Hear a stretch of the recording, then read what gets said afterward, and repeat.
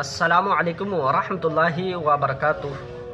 दोस्त ज़रा रुकिए, पहले इस बयान को सुनिए। ये बयान आपकी ज़िंदगी को बदल कर रख देगा। आपने इस बयान को तवज्जो के साथ सुनना है और आपने इस बयान को एंड तक ज़रूर सुनना है। और अगर आप नए हैं तो हमारे इस चैनल को ज़रूर सब्सक्राइब कर लीजिए ताकि हमारी हर वीडियो आपके पास पहुंच जाए। तो चलिए फिर शुरू करते हैं इस बयान को। हम ये डरे डरे सहमे सहमे परेशान परेशान फैसला करने की ताकत नहीं, मुझे चलना चाहिए कि नहीं, उठना चाहिए कि नहीं, करना चाहिए। उठ बांध कमर क्यों डरता है, फिर देखो खुदा क्या करता है। हजरत अब्दुल्ला इब्न अब्बास फरमाते हैं, मेरे नबी पाक अलैहिस्सलाम ने मेरी तरबियत फरमाई, हुजूर ने मेरी तरबियत फरमाई। और महबूब पाक अलैहिस्सलाम ने फरमाया, अब्दुल्ला याद रखना, ये नौजवान दोस्त मेरी बात लिख लें, परेशान लोग मेरी बात लिख लें, जिनके पास कुव्वत फैसला नहीं वो इस बात को लिख लें। हजरत अब्दुल्ला इब्न अब्बास फरमाते हैं, मेरे नबी पाक अलैहिस्सलाम ने मुझसे फरमाया था, अब्दुल्ला सुन, अगर सारी दुनिया मिल के तेरा कोई नफा करना चाहे, कर नहीं सकती जब तक मेरे रब की रजा ना हो। और फरमाया सारी दुनिया मिल के तेरा कुछ बिगाड़ना चाहे तो अब्दुल्ला बिगाड़ नहीं सकती जब तक रब करीम की हिकमत का तकाजा ना हो। लोगों से डरना, लोगों की तरफ देखना, माहौल देख के अपने राह का तयन करना, हर बंदे के ख्यालात के मुताबिक ढलने की कोशिश करना, फलाना ना नाराज हो जाए, फलाना ना नाराज हो जाए, वो जिसने होना हो जाए, बस रब रसूल नाराज ना हो। अपनी जिंदगी में अपने मालिक को मौला जान के, बलिल्लाहु मौलाकुम, अल्लाह तुम्हारा मौला है, वहुवा खैरुन नासिरीन, वो बेहतरीन मददगार है। तवज्जो जब भी करें रब की जानिब करें, अपने दिल का किबला दुरुस्त रखें, सोचों के जाविये सीधे रखें।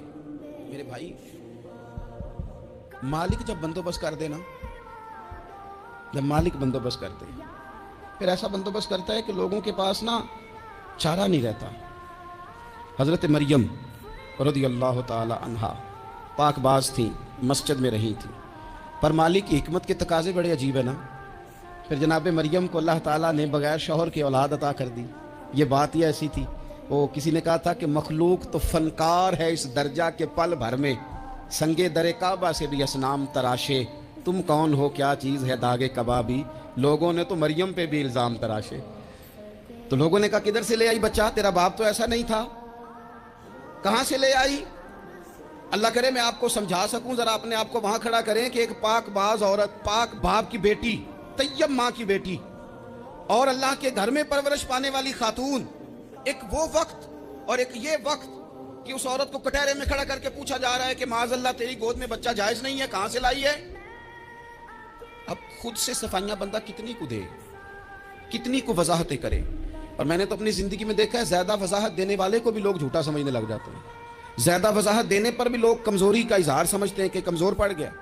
आप सुलह की कोशिश करते हैं, सामने वाला बुज़दिल समझ लेता है। ज्यादा वजाहतें भी कमजोर कर देती हैं। अब हजरत मरियम को कटहरे में खड़ा करके कहा बच्चा किसका है, तो फिर खुदा बंदोबस्त जब करे, अल्लाह जब मददगार हो, तो फिर हजरत मरियम की गवाही दरख्तों से नहीं दिलवाई, उसने पत्तों से नहीं दिलवाई, फिर फरिश्ते नहीं भेजे। हजरत मरियम कहने लगी मुझसे ना पूछो, वो जो पंघूड़े में है उसी से पूछ लो, उनसे पूछो ना, वो कौन है पूछ लो, उनसे कर लो सवाल।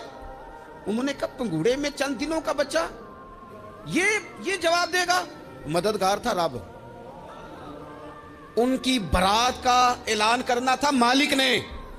और जब मालिक ऐलान कर दे, जब मालिक तेरी सफाई देना चाहे, जब मालिक तुझे दुनिया के सामने निखारना चाहे, तो पंघूड़े में लेटे हजरत ईसा बोल के कहने लगे इन्नी अब्दुल्ला आतानी अल किताबा, फरमाया मैं अल्लाह का बंदा हूं, रब ने मुझे किताब अता करके नबी बना के दुनिया में भेजा है।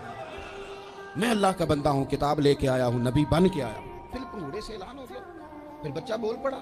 और ये एक दफा नहीं बात हुई, ये बनी इसराइल में एक जुरैज नाम के शख्स भी थे जो नमाज पढ़ रहे थे। बाज ने लिखा है नफल नमाज थी, अम्मा ने पुकारा तो आए नहीं, तो माँ के मुंह से निकल गया तू इतनी देर तक मरेगा नहीं जब तक किसी बेहया औरत का मुंह ना देख ले। तो वो इबादत गुजार थे, लेकिन लोगों ने उनकी इबादत, रियाजत, परहेजगारी को नहीं देखा।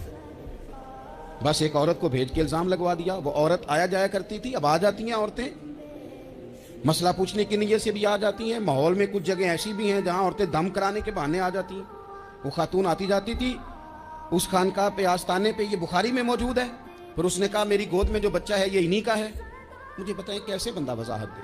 हालात ख़राब हो गए, लोग कुटिया जलाने लगे, माहौल और तरह का बन गया। मेरे नबी पाक अलैहिस्सलाम फरमाते हैं, फिर उस रब के बंदे ने कहा, मालिक तू करीम है, तेरी मशीयत का तकाजा आया, जो मेरी माँ ने जुमले बोले थे, पर अब मैं वजाहत देने के काबिल नहीं रहा, अब तू ही करम करेगा तो दरवाजा खुलेगा।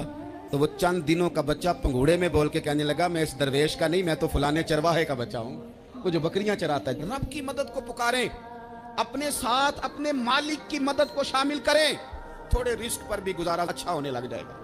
सारे लोग आपको गिराने की तदबीरें कर रहे होंगे और मालिक आपको इज्जतें अता फरमा देगा, उसकी बारगाह से हिकमत का तकाजा और हो जाएगा।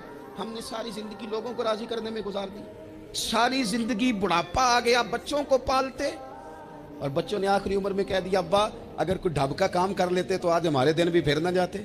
सारी जिंदगी गुजार दी बहन भाइयों को राजी करने में, सारी जिंदगी गुजार दी जिम्मेदारियां उठाने में, उनको 99 दफा दिया, एक दफा नहीं दिया तो उन्होंने कह दिया तूने तो कभी दिया ही नहीं, तू था ही नहीं। सारी जिंदगी मोहल्लेदारों इलाके वालों को राजी करने में गुजार दी।